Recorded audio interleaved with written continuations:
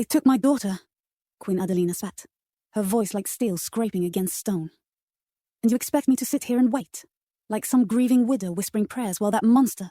She turned sharply, her emerald eyes burning into Edmere. No, I will not wait. I will not beg. Edmere stood firm, his expression unreadable, his voice steady. Your Grace, I swear to you, I will see this done. She stepped closer, her breath shallow with rage. Swear it? Swear it how? With words? She shook her head. Words are wind, Edmere. What I need is a man who will ride into the storm and drag that beast from his lair. You have that man, Edmere said. His jaw set. And I will not return until I have him in chains. The Queen studied him, searching for weakness, for hesitation. She found none. You are not the first I have sent, she said, her voice quieter but no less fierce. The others have failed. Some never returned. Then they were not me, Edmere answered simply. The gathered lords averted their eyes, shifting uncomfortably in their seats. One finally spoke, his voice meek. Your Grace, we must be careful. A direct assault could... Could what? She snapped. Provoke him. He is already provoked. He will send me my daughter's fingers before he sends a demand. I will not wait for that. In 6 months, our world will suffer 2 years of darkness, and yet you all sit here as if this is no great matter. Lord Varlin, the eldest of her council, exhaled through his nose. Your Grace, we have endured this before, and we shall endure it again. It happens every 20 years. The sky darkens, the fields freeze, and for a time we rely on our stores. Then the sun returns, and the world rights itself. The Queen's gaze was sharp. You speak as if it is a mere inconvenience. If we don't get my daughter now, we will have to wait 2 years to get her back. And have you already forgotten the last shadow? The famines? The wars that broke out over dwindling stores? Sir Aldrich, her second captain of the guard, leaned forward. She is right, he said, his voice firm. Each time the shadow comes, we grow weaker. Lords hoard grain. Bandits prey on the desperate. And every time the sun returns, there are fewer of us left to see it. If they run out of food, maybe the princess will be the first to starve. A long silence stretched between them. The Queen looked toward Brother Ulrich, the scholar who had spent his life studying the sky. How long until it begins? Ulrich pulled a scroll from his robes, unrolling it with care. The city is already visible on the horizon, he said, his voice quiet. Within months, it will eclipse the sun for the first time. From then, the cold will come swiftly. The first true snows will fall within a month. The Queen nodded. Then we have little time. Varlin sighed. Your Grace, we have always known this was coming. The granaries are stocked. The salt stores are full. The people are prepared. Enough of this matter, the Queen exhaled. She looked at Edmere. Bring him to me alive. Let all who shelter him see what becomes of those who threatens my daughter. Edmere bowed his head. It will be done. The Queen's eyes softened, if only for a moment. And Edmere, bring my daughter home. He met her gaze, his own dark with solemn promise. On my honor I will. The council chamber was cold, the stone walls trapping the winter's chill, even as the Queen's temper burned hot. She stood at the head of the long table, her hands gripping the polished wood, knuckles white. Edmere stood before her, his sword at his hip, his jaw set. Around them, her advisers shifted uncomfortably, their faces lined with doubt. This is reckless, Lord Varlin, the Queen's steward, said, his voice smooth with practiced reason. You cannot send him on this errand, Your Grace. The Smiling Knight is not some common sellsword to be bought or bested in the field. He is chaos itself, wrapped in steel and madness. He does not lose unless he chooses to. The risk is too great, added Sir Aldrich, the second commander of the palace guard, his voice gruff but measured. We cannot afford to throw men at this fool's errand, nor can we afford to lose Edmere. He is more valuable here, defending what remains of your claim. The Queen's fingers curled tighter around the table's edge. And what would you have me do? She snapped, her voice sharp as a blade. Leave my daughter in the hands of my enemies. Allow them to use her as a pawn until she is of no more use to them? You tell me this plan is reckless, but you offer no alternative except cowardice. Lord Varlin exhaled slowly, as though speaking to a petulant child. We must negotiate. We have coin. We have influence. We have nothing they respect. The queen's voice rang through the chamber. Do you think they will be swayed by gold when they already have a princess in their grasp? She is worth more to them as a hostage than as a ransom paid. Edmere stepped forward then, his voice calm but firm. Your grace is right. The room fell silent, all eyes turning to him. He met the queen's gaze. The longer the princess remains their captive, the weaker your position becomes. If we sit and wait, she will be beyond saving. The smiling knight is dangerous, but he is still a man. He can be beaten, he can be captured. Sir Aldrich scoffed. By you? Edmere turned to him, his expression unwavering. Yes. Lord Varland shook his head. You overestimate yourself, Edmere. This is not some battle against levied men in the field. You are hunting a demon in human flesh. I know what I'm hunting, Edmere replied. Varland sighed and turned back to the queen. Your grace, you must see reason. The queen's eyes were blazing now, her fury barely contained. Reason? You stood by when they stole my throne. You stood by when they cast me out like a beggar in my own land. I will not stand by while they take my daughter from me. She turned to Edmere, her voice dropping, urgent. You are the only man I trust with this, Edmere. The only man who still holds honor in a court filled with rats. Edmere bowed his head slightly. I swore an oath to serve your grace. I will see your daughter returned. Varland sighed again, pinching the bridge of his nose. You are throwing your life away. Edmere gave him a steady look. Then let it be thrown for something that matters. The queen straightened, her expression set with finality. It is decided. A silence stretched between them. Then the queen nodded, blinking away the emotion threatening to surface. Go, she whispered, and do not return without her. Edmere turned on his heel and left, the weight of his oath settling onto his shoulders. Walking to his horse, he wondered when his luck would run out, but maybe he could do this one thing. Heavy boots approached from behind. He did not need to turn. Edmere, came Third Commander Dine's voice, measured and firm. Second Commander, Edmere replied, glancing over his shoulder. His eyes flickered to the boy standing at Diane's side, small, sharp-eyed, and standing unnaturally still for a child. Diane wasted no time. This is my son, Arin. He will squire for you. Edmere raised an eyebrow, turning to face him fully. You would send your son with me on this hunt? I would, Diane said without hesitation. You are to ride into danger. What better place for a boy to learn the cost of duty? Edmere studied the boy, then Diane. He is young. You were younger when you first held a sword, Diane countered. As was I. He clasped his hands behind his back, his sharp gaze unwavering. A boy becomes a man through trial, not coddling. I will not have my son grow soft in a castle, learning songs instead of steel. Edmere exhaled, looking down at Arin. And what do you say, boy? Do you wish for this? Arin lifted his chin. I do, sir. I am no knight, Edmere reminded him. You are a warrior, Diane said. A man of honor, and I would have my son learn from such a man. Edmere straightened. He was not a lord. He held no lands, no title. And yet Diane, a man of station and reputation, entrusted his only son to him. That was no small thing. He placed a firm hand on the boy's shoulder. Then I swear this. He will learn honor, duty, and the sword. I will make him worthy of your name. Diane nodded, satisfied. See that you do. Arin's expression did not change, but Edmere could feel the excitement in the boy's stance. Here's the expanded scene, doubling its length and further developing Arin's thought process while deepening Edmere's mentorship role. The ride was quiet, only the sound of chirping birds in the tree, breaking the tension. At night, the campfire crackled between them, casting long shadows against the trees. Edmere sat on a log, sharpening his blade with slow, deliberate strokes, letting the familiar rhythm settle his mind. Across from him, Arin crouched near the fire, dragging his fingers through the dirt, tracing lines and symbols only he seemed to understand. His lips moved soundlessly, eyes darting back and forth, his mind deep in thought.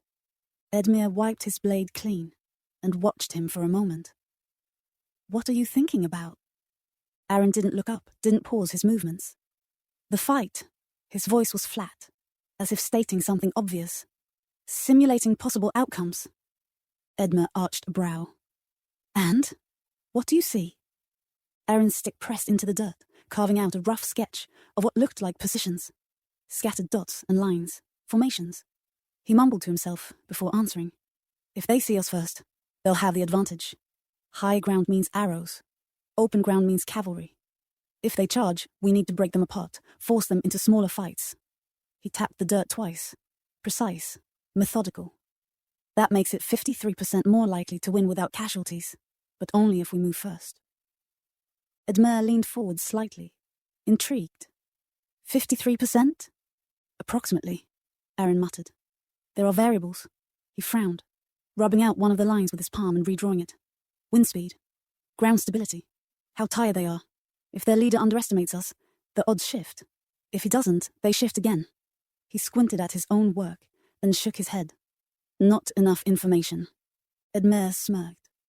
A battle never gives you all the information, boy. I know, Arin said. His voice still distant, still thinking. That's why I simulate different versions. Edmere sat back, watching the firelight flicker across the boy's face. He had never met a child who thought this way. Squires usually dreamt of glory, of banners waving and songs sung in their name. Arin was different. He was already in the battle before it even began. Edmere tested him further. And what if the smiling knight himself joins the fray? Arin's fingers twitched, his shoulders tensing slightly. He didn't look up. Then the odds drop. By how much? Arin's eyes darted left as if searching through the numbers in his head. Depends on his mood. Edmere frowned. His mood? Arin nodded. He's unpredictable. He doesn't follow patterns like normal commanders. He fights for himself, not for strategy. That makes him harder to simulate. He dug his stick into the dirt sharply. If he enjoys the fight, he'll draw it out. He'll let people live longer than he needs to, just to see them struggle. That's exploitable? His voice got quieter. But if he's bored, he'll be efficient. That's worse. Edmere exhaled, nodding slowly. No one knows which he'll be until steel is drawn. Arin gave a short, clipped nod, still staring at the ground. Then he hesitated before speaking again, his voice unusually small. If I were him, I would pretend to be caught, make you think you won.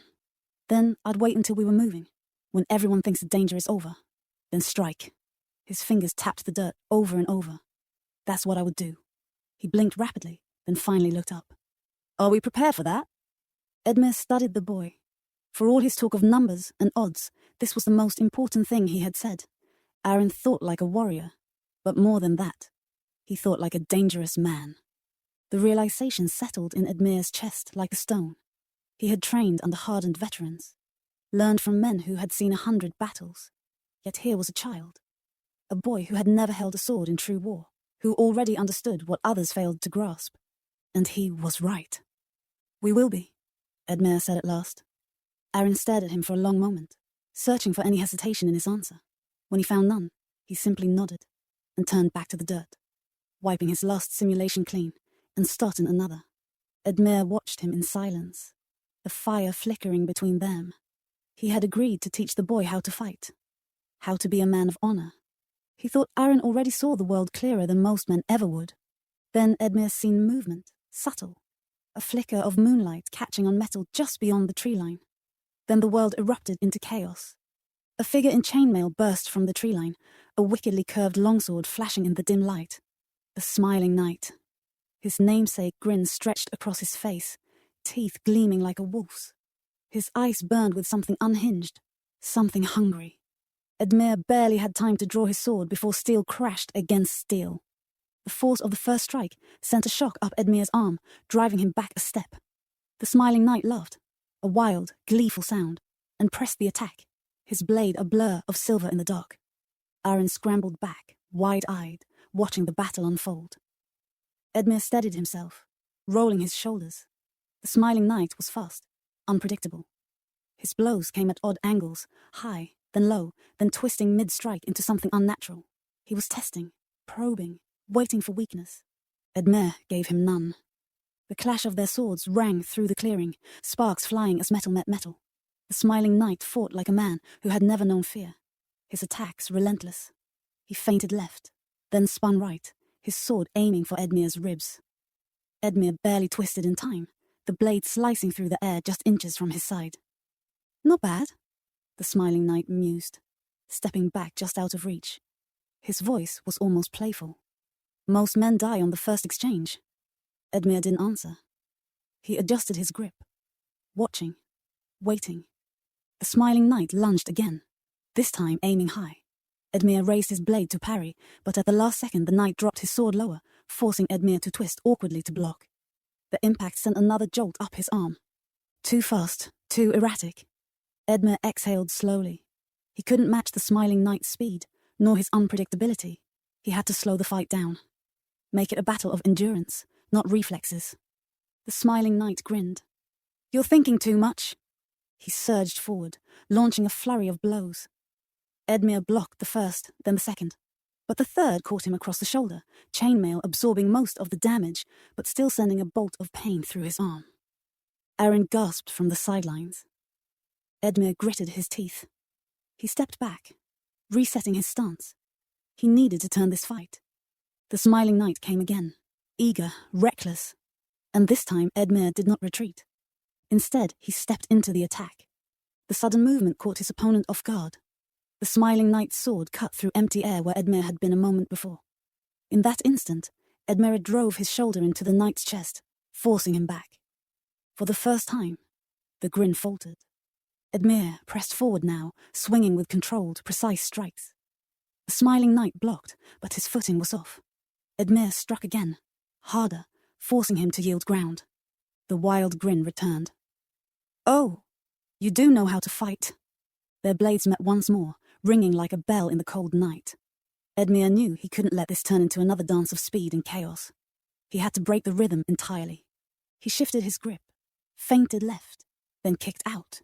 His boot connected with the smiling knight's knee. The impact wasn't enough to cripple him, but it staggered him, just for a heartbeat. A heartbeat was all Edmere needed.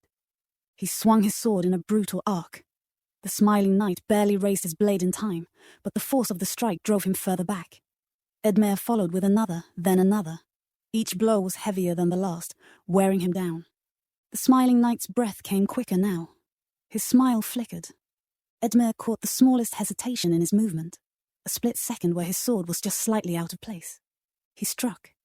His blade carved through the chainmail at the smiling knight's side, cutting deep. The knight staggered, but still, he laughed. "Ha! A good cut," he panted, pressing a gauntleted hand to the wound, but not enough. Edmere didn't hesitate. He lunged. The smiling knight tried to raise his sword, but he was half a second too slow.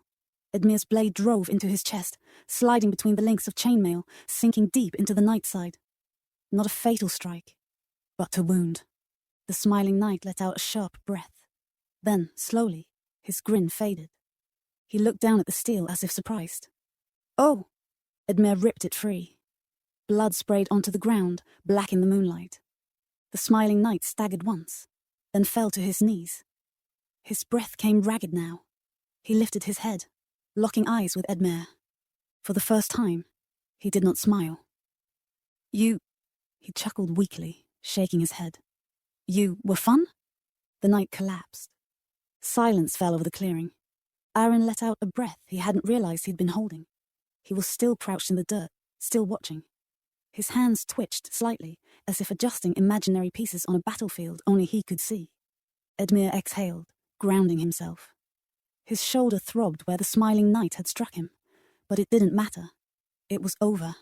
He turned to Arin, who was still staring at the fallen knight. The boy's voice was quiet but steady.